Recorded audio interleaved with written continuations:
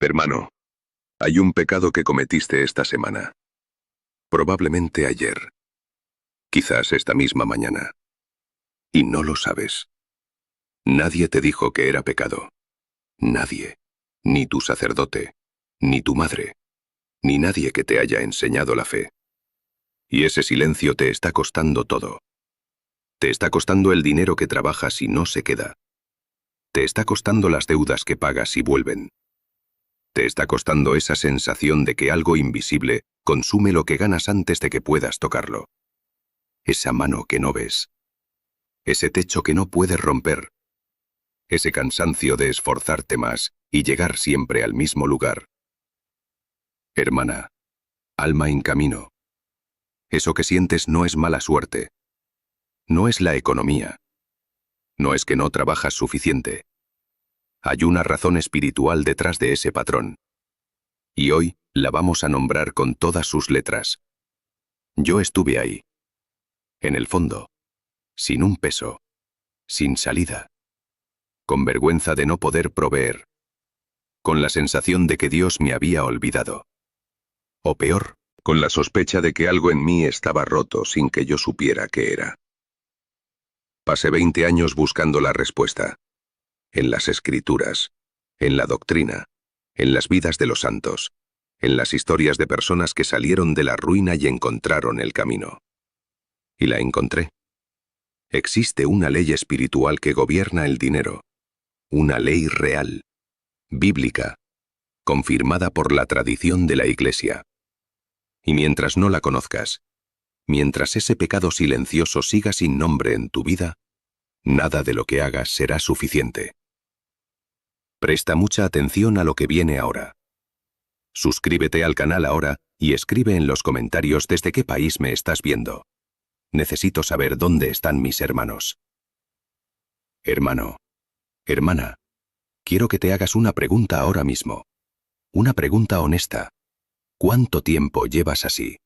Trabajando, esforzándote, haciendo todo lo que se supone que hay que hacer, y sin embargo el dinero no alcanza. Las deudas no desaparecen. Cada vez que algo mejora, algo más cae. Como si el suelo se moviera justo cuando crees que ya tienes los pies firmes. ¿Cuántos meses? ¿Cuántos años? Porque hay personas que me ven desde sus casas ahora mismo. Y llevan 5 años en ese ciclo. 10. Toda una vida. Y lo más doloroso no es la escasez en sí. Lo más doloroso es la sensación de que algo no encaja. De que hay algo que no ves. Algo que trabaja en tu contra sin que puedas tocarlo ni nombrarlo. Hermano, si sientes que algo invisible te roba lo que ganas, no estás equivocado. Esa sensación no es debilidad, no es paranoia, es percepción espiritual. Y tiene un nombre. En años de estudiar estas leyes espirituales, he visto este patrón repetirse en miles de familias latinas. Desde México hasta Argentina. Desde las ciudades hasta los pueblos. Familias que oran, que van a misa, que son buenas personas, y que sin embargo cargan una cadena invisible sobre sus finanzas que no se rompe con trabajo ni con voluntad humana. No es casualidad. Yo también lo viví. Llegué a un punto donde no tenía nada. Y lo peor no era el vacío en la cuenta del banco. Lo peor era mirar al cielo y preguntarme por qué. ¿Qué había hecho mal? ¿Por qué mis oraciones no llegaban? ¿Por qué la puerta no se abría? Pasaron años antes de que entendiera lo que te voy a explicar hoy. Existe un bloqueo espiritual que actúa como una cerradura sobre el flujo de la provisión divina. No es abstracto. No es metáfora. Es real. Opera en el mundo espiritual con la misma precisión que una ley física. Y la mayoría de los católicos que lo cargan ni siquiera saben que está ahí. Puede venir de un patrón heredado. De lo que tu abuelo declaró sobre el dinero durante décadas. De lo que tu madre repitió sin saberlo. De una creencia aprendida en la infancia que nunca fue cuestionada. O puede venir de algo que tú mismo haces. Hoy, esta semana. Algo que no reconoces como pecado porque nadie te lo explicó así. Algo tan cotidiano, tan silencioso, que se ha vuelto invisible. Y ahí está, cerrando la puerta, año tras año. Si este patrón describe tu vida, escribe en los comentarios tu ciudad. Quiero saber dónde están las almas que necesitan esta revelación hoy. Una familia que conocí en Guadalajara me cambió la manera de entender todo esto. 3 generaciones de mujeres. Abuela, madre, hija. Trabajadoras. Devotas. Sin vicios. Sin deudas irresponsables. Y sin embargo, en esa familia el dinero nunca se quelaba. Siempre había una traición. Un socio que fallaba. Una inversión que salía mal. Un gasto que aparecía de la nada y se tragaba lo que habían ahorrado. La abuela lo explicaba con una frase que repetía con orgullo. Una frase que ella misma creía que era una virtud. Pero esa frase era una sentencia espiritual. Un decreto que esa familia llevaba pronunciando durante generaciones sin saber el daño que hacía. Cuando la madre de esa familia me contó su historia, reconocí el patrón de inmediato. No era mala suerte. No era la economía. Era una cerradura espiritual que alguien había instalado hace mucho tiempo. Y nadie en esa familia sabía cómo abrirla. Porque nadie les había enseñado que existía. Presta mucha atención a lo que viene ahora. Porque lo que le revelé a esa madre en Guadalajara es exactamente lo que vas a escuchar tú hoy. Y cuando lo escuches, vas a reconocerlo. Hay un versículo en el libro de Números que los sacerdotes rara vez citan desde el púlpito. Habla de lo que le ocurrió a un pueblo entero, cuando cometió exactamente el pecado del que estamos hablando. Lo que pasó fue tan severo, que cuando lo leas, vas a entender por qué el silencio sobre este tema no es humildad. Es ignorancia. Y la ignorancia, hermano, tiene un costo. Ese versículo en el libro de Números del que te hablé es Números 14. El pueblo de Israel lleva meses recibiendo provisión milagrosa de Dios. Maná cada mañana, agua de la roca, una columna de fuego que los guía de noche, protección sobrenatural en tierra extraña. Y aún así, el pueblo se queja. Murmura. Dice en voz alta que hubiera sido mejor morir en Egipto, que Dios los ha traído al desierto para matarlos de hambre. ¿Y qué respondió Dios? Cerró los cielos sobre esa generación. Declaró que ninguno de los que murmuró entraría en la tierra prometida. 40 años de bloqueo. 40 años de caminar en círculos. No por falta de fe inicial. No por haber negado a Dios. Sino por un pecado que esa generación ni siquiera reconocía como pecado. La murmuración sobre la provisión divina. Hermano. Hermana. Alma en camino. Esto es lo que nadie te dijo. Esto es el pecado silencioso del que hablé desde el principio. Cada vez que dices que no te alcanza. Cada vez que declares que siempre estás en deuda. Cada vez que repites con la boca que Dios no te ha dado suficiente. Estás haciendo lo mismo que hizo ese pueblo en el desierto. Estás emitiendo en el mundo espiritual una declaración de desconfianza activa. Un decreto que dice: tu provisión no es suficiente. Tu fidelidad ha fallado. No confío en ti.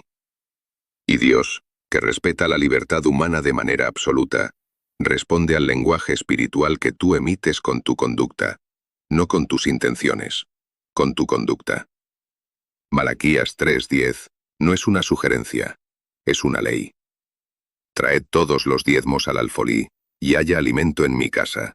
Y probadme ahora en esto, dice el Señor de los ejércitos, si no os abriré las ventanas de los cielos, y derramaré sobre vosotros bendición hasta que sobreabunde. Dios mismo dice, ponme a prueba. Es el único pasaje en toda la Escritura donde Dios invita al ser humano a desafiarlo. Porque sabe lo que va a pasar cuando el creyente obedece. Sabe lo que ocurre cuando el flujo espiritual se alinea. Proverbios 3:9 lo confirma desde otro ángulo. Honra al Señor con tus bienes, y con las primicias de todos tus frutos. No con lo que sobra, con lo primero, con el primer fruto. Ese acto no es financiero, Es un acto de identidad espiritual. Es declarar en voz alta, con la conducta, que Dios es tu fuente. No tu trabajo. No tu jefe. No la economía. Dios.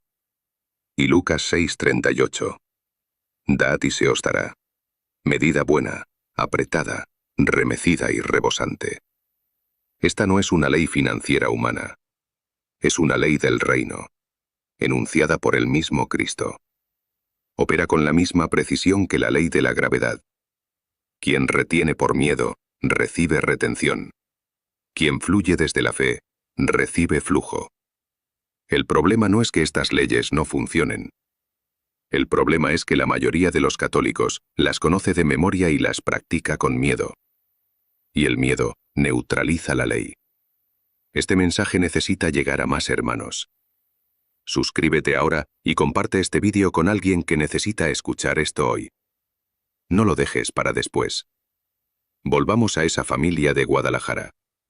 Cuando la madre me contó esa frase que la abuela repetía con orgullo: nosotros somos pobres, pero honrados. Me detuve.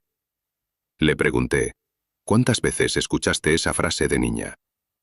Ella pensó un momento y me dijo, todos los días. Todos los días esa niña recibió en su espíritu un decreto. Una declaración de identidad que equiparaba la pobreza con la virtud. Que santificaba la escasez. Que convertía la falta de dinero en una señal de cercanía a Dios. Eso no es pobreza de espíritu. Eso es una maldición generacional disfrazada de humildad. La pobreza de espíritu que enseña Jesús en las bienaventuranzas es la dependencia total de Dios. La ausencia de apego idolátrico a los bienes. No la escasez material crónica como estado sagrado. Hay una diferencia abismal entre esas dos cosas. Y confundirlas ha mantenido a generaciones enteras en cadenas que Dios nunca diseñó para ellas. Cuando le expliqué esto a esa madre, vi algo que pocas veces he visto en mis años como guía espiritual. Vi resistencia. Resistencia inmediata. Porque tocar una creencia heredada de la abuela no es fácil. Porque reconocer que el legado familiar llevaba un error espiritual adentro duele. Porque implica ver a la persona amada no como santa, sino como alguien que transmitió, sin saberlo, una sentencia sobre sus propios hijos. Así como esa alma sufría, yo también sufrí. Hasta que encontré esto. Yo también repetí decretos de escasez, sin saber lo que hacía. Yo también oré desde el miedo. Yo también murmuré sobre la provisión de Dios mientras creía estar ejerciendo la fe. Y mientras lo hacía, los cielos permanecieron cerrados. No porque Dios no quisiera abrirlos, sino porque yo mismo ponía el candado. La ley que gobierna la provisión divina es clara, hermano. Deuteronomio 28 lo dice sin rodeos. Si escuchas la voz del Señor tu Dios y guardes sus mandamientos, vendrán sobre ti todas estas bendiciones. Pero si no escuchas su voz, vendrán sobre ti estas maldiciones. Y entre esas maldiciones está la deuda crónica. El trabajo sin fruto. La puerta que nunca se abre. Esto no es teología de la prosperidad. Es Deuteronomio canónico.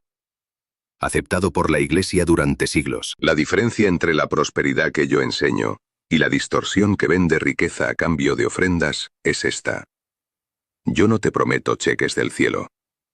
Te enseño a romper lo que bloquea lo que Dios ya quiere darte. Y hay una diferencia enorme entre esas dos cosas. Lo que te voy a revelar ahora es la llave. La llave que abre lo que lleva años cerrado en tu vida. Presta mucha atención a lo que viene ahora. Hermano, llegaste hasta aquí. Y eso no es casualidad. Nadie llega hasta el final de este mensaje por accidente. Hay algo en ti que sabe que es tiempo. Que esta vez es diferente. Que lo que estás escuchando no es un sermón más. Es la respuesta que llevas años esperando. Y ahora te voy a dar la llave. Esta noche. Antes de que te duermas. Quiero que hagas algo. Algo concreto. Algo que tiene el poder de romper lo que lleva años cerrado sobre tu vida. No es una fórmula mágica. No es un ritual vacío. Es un acto de alineación espiritual. Un movimiento que tú haces hacia Dios y que Dios está esperando desde hace tiempo para responderte.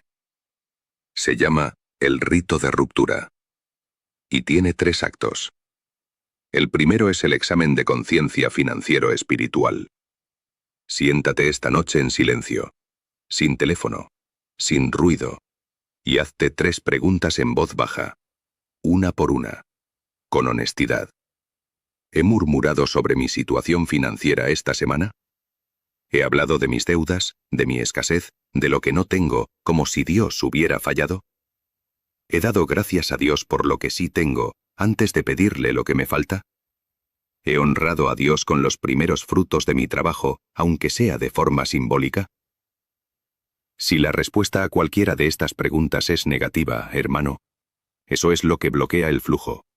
Eso es lo que cierra el cielo. Y eso es exactamente lo que vamos a romper esta noche. El segundo acto es la confesión de ruptura. Y esto es importante. Tiene que ser en voz alta. No en la mente. En voz alta. Porque la voz tiene peso en el mundo espiritual. Las palabras que pronuncias crean o destruyen. Lo hemos visto en toda la Escritura. Y esta noche las palabras van a trabajar a tu favor. Declara esto. Con tu voz. Con tu boca. Padre, reconozco que he murmurado sobre tu provisión. He hablado de mi escasez como si tú no fueras suficiente. He rezado desde el miedo en lugar de desde la fe. Me arrepiento de ese pecado. Lo nombro. Lo confieso. Y en el nombre de Jesucristo, rompo hoy el bloqueo que ese pecado ha creado sobre mis finanzas. Hermano, si tienes acceso a un sacerdote, ve al sacramento de la reconciliación y confiésalo también allí. No como sustituto de lo que acabas de hacer. Como confirmación. Como sello sacramental sobre la ruptura que iniciaste esta noche. El tercer acto es el decreto de alianza. Termina con esta declaración. En voz alta. Con convicción. No con emoción forzada. Con certeza. Señor, tú eres mi proveedor. Tus cielos están abiertos sobre mí. Lo que necesito ya está en tu mano, y lo recibo con fe, no con miedo. A partir de hoy, hablo de mi vida financiera desde la alianza contigo, no desde la escasez. Amén. Eso es todo. 3 actos. Esta noche. Antes de dormir. Eso es lo que hizo la madre de aquella familia de Guadalajara. Cuando le expliqué el rito de ruptura, me miró durante un largo silencio. Y me preguntó, ¿y esto es suficiente? Le respondí, no es una fórmula, es una disposición. Y Dios responde a la disposición del corazón con precisión absoluta. Ella lo hizo. Reunió a su madre. Reunió a su hija. Las 3 generaciones. Y en la sala de esa casa en Guadalajara, esa noche, confesaron en voz alta el pecado heredado. Rompieron el decreto de la abuela. Declararon que la pobreza no era su identidad. Que la escasez no era su herencia. Que Dios era su proveedor y que esa alianza empezaba esa noche. En el transcurso de ese año, la hija recibió una beca completa para estudiar. Algo que parecía imposible 4 meses antes. La madre abrió un pequeño negocio que por primera vez en su vida sí funcionó. No explotó. No se hizo millonaria de la noche a la mañana. Pero el patrón se rompió. El suelo dejó de moverse. El dinero empezó a quedarse. Y algo que ningún balance económico puede medir, cambió dentro de esa familia. Dejaron de relacionarse con Dios desde el miedo a quedarse sin nada, y empezaron a relacionarse con Él, desde la confianza de quien sabe que tiene un Padre que provee. El cielo se abrió sobre esa casa. Porque alguien tuvo el valor de nombrar lo que llevaba décadas sin nombre. Quiero que hagas un pacto ahora mismo. Escribe en los comentarios, acepto la abundancia que Dios tiene para mí. Al escribirlo, estás abriendo tu corazón a la provisión divina. No lo hagas como ejercicio. Hazlo como declaración. Hazlo porque algo en ti sabe que es verdad. Hermano, Dios no te creó para vivir escaso. Él es el Dios de la abundancia. Y hoy, ese pacto está disponible para ti. No tienes que merecer más. No tienes que esperar más. No tienes que rezar más años desde el miedo para que algo finalmente cambie. El movimiento que Dios espera de ti es uno. Uno solo. Un acto de alineación espiritual desde la fe, no desde el terror. No lo dejes para mañana. El cielo lleva tiempo queriendo abrirse sobre tu vida. La pregunta es si vas a seguir poniéndole el candado tú mismo. Oremos juntos ahora. Padre nuestro que estás en los cielos. Hoy venimos delante de ti no con una lista de peticiones. Venimos con una confesión. Hemos murmurado sobre tu provisión. Hemos hablado de nuestra escasez como si tú hubieras olvidado nuestra dirección. Hemos rezado desde el miedo en lugar de desde la alianza. Y hoy, en este momento, lo reconocemos. Lo nombramos. Y te pedimos perdón. Señor, rompe hoy toda cerradura espiritual que ese pecado ha colocado sobre nuestras finanzas. Rompe todo patrón heredado de pobreza disfrazada de virtud. Rompe todo decreto de escasez que alguien en nuestra familia pronunció sin saber el daño que hacía. En el nombre de Jesucristo, esas cadenas se rompen ahora. Abre los cielos sobre nuestra casa, sobre nuestro trabajo, sobre nuestros negocios, sobre nuestras familias. Derrama bendición hasta que sobreabunde, como prometiste en Malaquías. Suple todo lo que nos falta, conforme a tus riquezas en gloria, como prometiste en Filipenses. Llena nuestros graneros con abundancia, como prometiste en Proverbios. No pedimos riqueza para acumular. Pedimos provisión para vivir con dignidad, para ser generosos, para dejar de ser esclavos de la deuda y convertirnos en instrumentos de tu abundancia en las manos de quienes te necesitan. Que a partir de hoy, nuestra boca hable el idioma de la fe. Que nuestra conducta financiera honre tu nombre. Que cada primer fruto que entreguemos sea un decreto de confianza en ti. Te lo pedimos con certeza, no con miedo. Porque tú eres fiel. Y lo que prometiste, lo cumples. Amén. Lo que el dinero no puede comprar, el alma ya posee. Pero lo que Dios prometió, también es tuyo.